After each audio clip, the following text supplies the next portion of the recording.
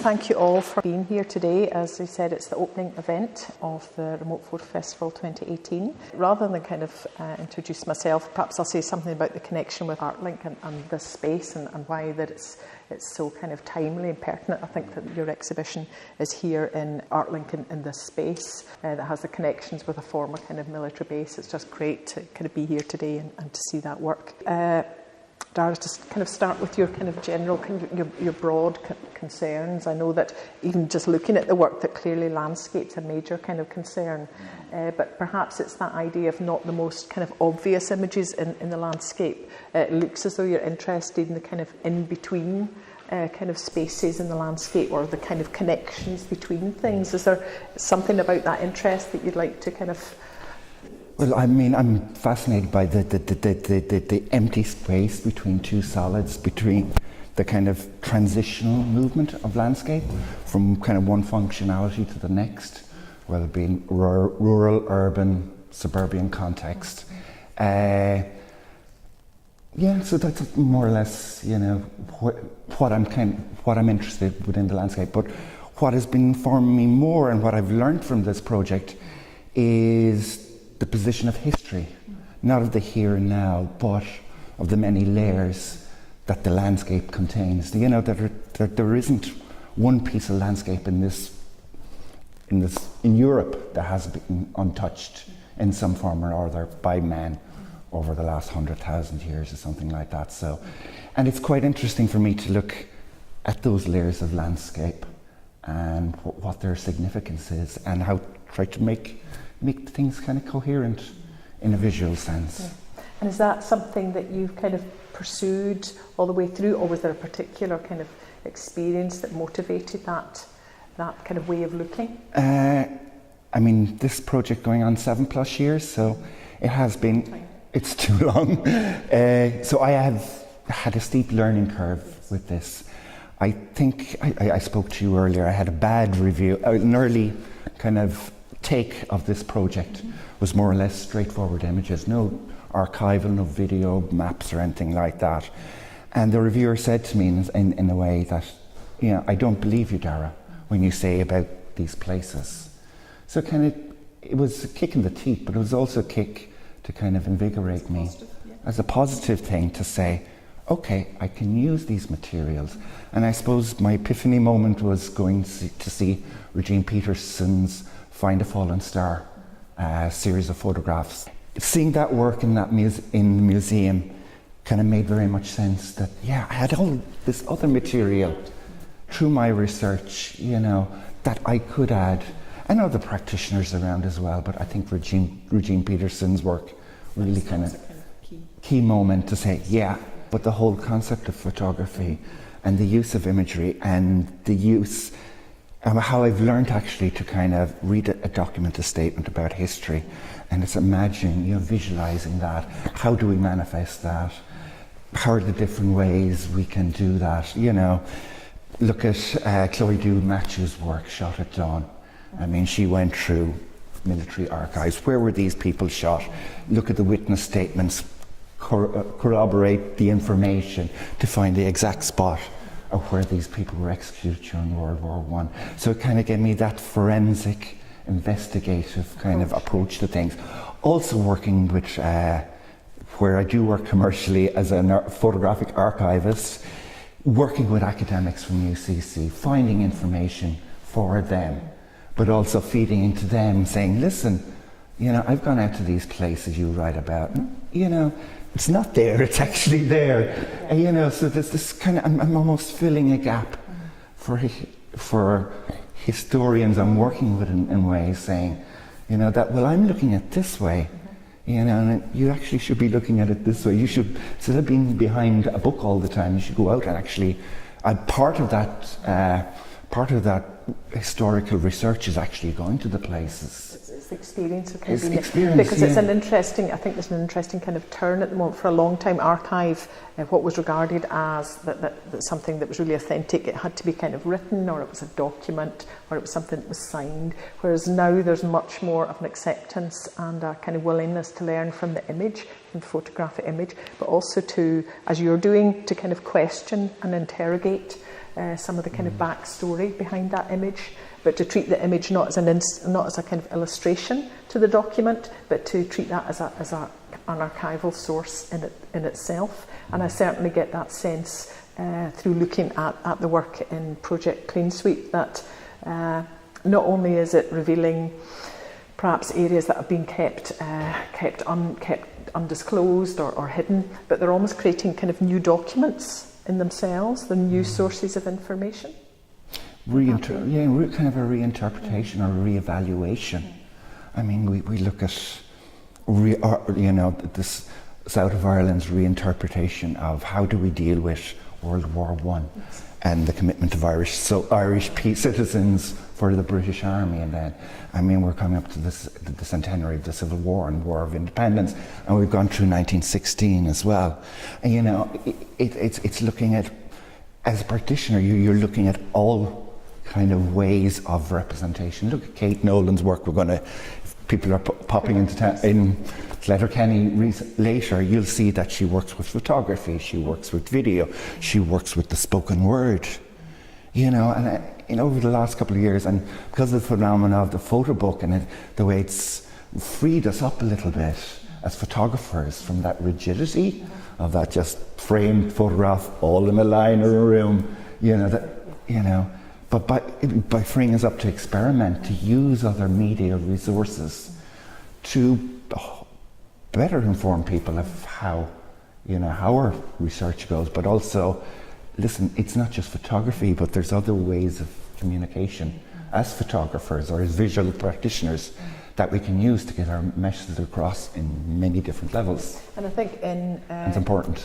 Before we kind of look perhaps specifically at some of the images here, I think what you've just said is really coming through in this exhibition, the idea of revealing those sources of research. We kind of see maps, you can see redacted letters and correspondence. And is that something, Dara, that you feel, what kind of response have you had from viewers? Because clearly, perhaps, was that a transition? You moved from the idea of just the framed kind of photograph, that kind of final image, to the idea of kind of revealing your research. Have you had any kind of responses from people on that, or I think it's viewers? Or? I think it's what I've felt from people I've spoken to. Through academics, through, as they call themselves, road warriors or snail warriors. They build a new road, somebody comes in and says, there's a protected species of snail living here, and, the turmoil that they cause to academia and how they're informed. I suppose using all those kind of materials or those research capabilities, and also speaking to people on the ground, speaking to locals. You're going, before you photograph, you're researching, you're actually imagining what things you might find, mightn't find.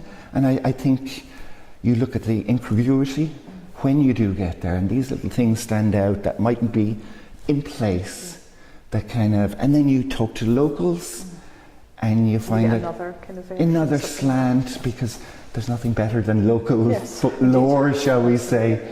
You get from people who go so blasé about these sites to people who are just shocked, horrid, about these sites. So you get, the reaction is on many levels. So that's an interesting journey for you, because perhaps your point of origin starts in the archive, or it starts with some form of kind of documentation, research, and then it moves not just into the landscape, but into kind of conversations and discussions and a kind of range of encounters. So is that really what's informing the work as well? Absolutely, everything and anything. It's everything that's informing me. Other people's work as well, And does that give you a kind of a particular task in terms of the editing of the work, before it comes to the kind of point of exhibition, or is that a natural flow, or do you look at your work and say, I've got to move that to one side, or prioritise that? Simply I cheat. I think I look at other people's work and how they deal with subject matter. How you learn from,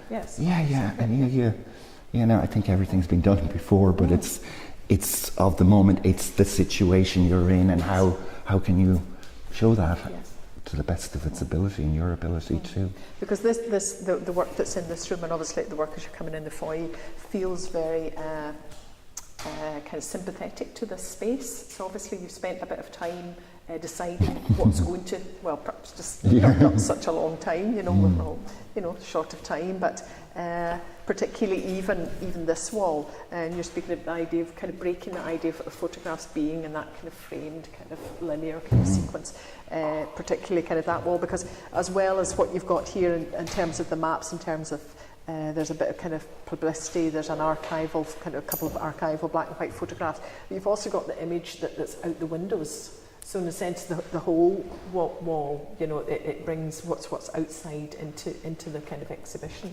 Is there any thing you'd like to say about that kind of sympathy? It's like a double entendre, isn't it, in some ways? Yeah. I spoke to you about my previous work in the middle noughties, where I got access to the Maze prison. Yes. I photographed the demolition, but at the end of that process, I actually had an exhibition in the Maze prison, in the old kitchen building, and that kind of doing the work, but also returning the work to the space. I think that morally, as an artist, is very important for me. I'm going to just mention this piece particular over here, Dara, this RAF 2015. Again, it was something that we spoke about earlier. Not that you can take a piece that kind of encapsulates everything, but to me it has a particular kind of resonance, because looking at the captioning, it described the kind of spraying of chemical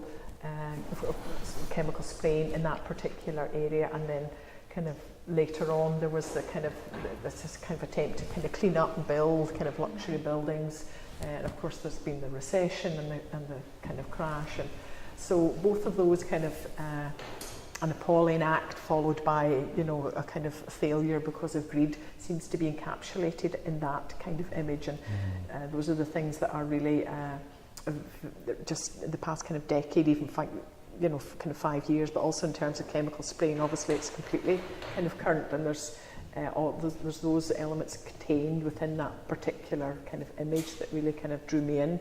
And I just wondered, Dara, is there a particular image that you would that either motivated you to start the kind of process of research, or has a particular kind of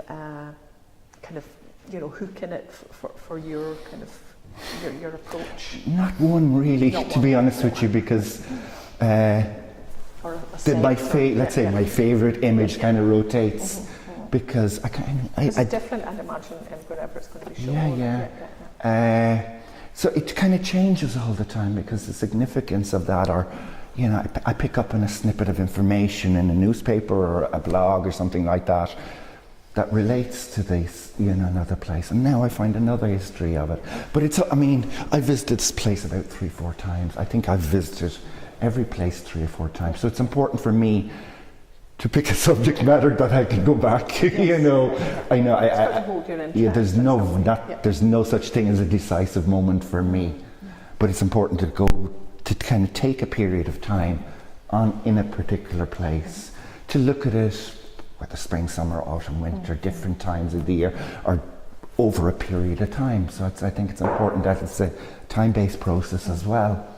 That that image you were looking at was has been shot many times over 3-4 years of the overall project. But what's interesting about that, with a lot of the images, especially on this wall, which I called it straightforward images, all these ones on this wall are all just from one specific place, and then you've got different places then, so you've got about 80 different places all over the UK.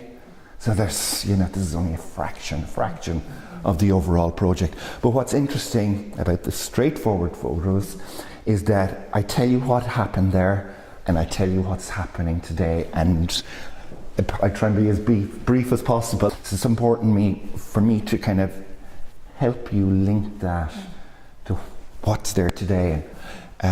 So that's important for me. But also, what actually happened here was that they done a series of trials in the 1960s, between 1963 and 75, because you got to understand that there was the international arms race, nuclear arms race, Russia, America, UK, but there was also internal arms races between scientists advancing chemical biological weapons, and you have the scientists developing nuclear armaments.